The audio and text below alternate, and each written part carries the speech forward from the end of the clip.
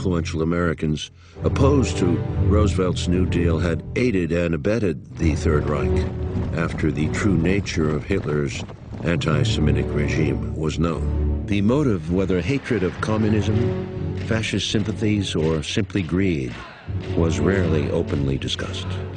Among these men was President Bush's own father, Prescott Bush. German coal and steel magnate Fritz Thyssen had been one of Hitler's early backers, and much of his wealth was protected overseas by the Brown Brothers Harriman investment firm through the holding company Union Banking Corporation in an account managed by Prescott Bush.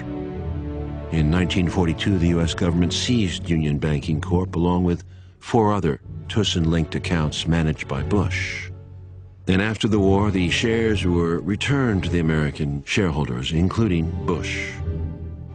IBM's legendary founder Thomas Watson, through his German subsidiary Dehomag, helped the government in tabulating its census with its punch card machines that later proved effective in identifying Jews and helping make the trains run on time.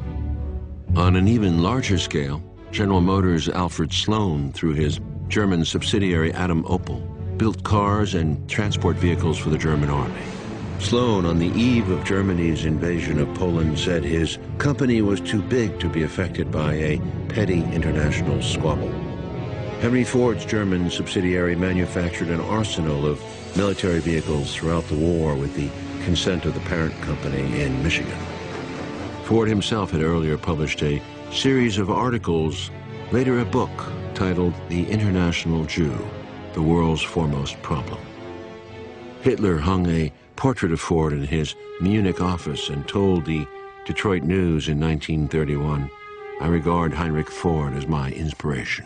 When the European War was declared in 1939, Ford and GM, despite subsequent disclaimers, refused to divest themselves of their German holdings and even comply with German government orders to retool for war production, while resisting similar demands from the U.S. government. Ford, GM, Standard Oil, Alcoa, ITT, General Electric, the munitions maker DuPont, Eastman Kodak, Westinghouse, Pratt & Whitney, Douglas Aircraft, United Fruit, Singer, and International Harvester continued to trade with Germany up to 1941. American authorities knew of the death camps by August of 42, but until this could be clarified, said nothing to the public. Rabbi Stephen Wise finally broke the silence in late 42. The story was carried on page 10 in the New York Times, and not much was made of it. Although the U.S. declared many of these business activities illegal under the Trading with the Enemy Act, several corporations still received special licenses to continue operations in Germany, and in some cases shipped supplies via fascist Spain under flags of neutrality.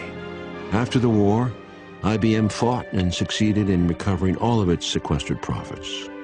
Ford and GM both reabsorbed their German subsidiaries, audaciously suing and winning tens of millions of dollars in reparations for European factories that had been destroyed or damaged in Allied bombing raids.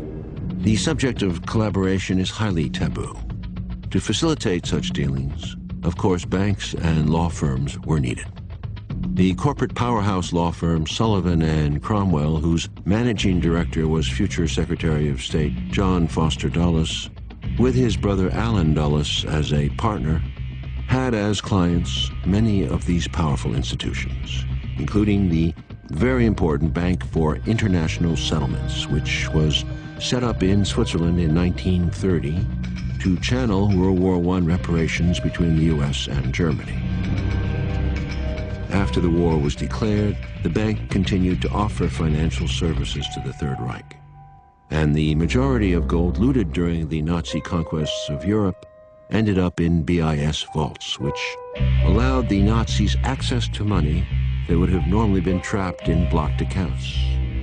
American lawyer and chairman of the bank Thomas McKittrick, claiming neutrality in Switzerland, managed this process. Roosevelt's Secretary of the Treasury Henry Morgenthau unsuccessfully tried to close the bank down after the war, claiming it had acted as an agent of the Nazis. Morgan Bank, Chase Bank, Union Bank, and BIS were the four dominant banks who succeeded in obfuscating their collaborations with the Nazis. William Randolph Hearst, the newspaper baron who had done his best to provoke the Spanish-American War throughout the 1930s in his vast media empire, demonized the Soviet Union, depicting Hitler in a friendly light.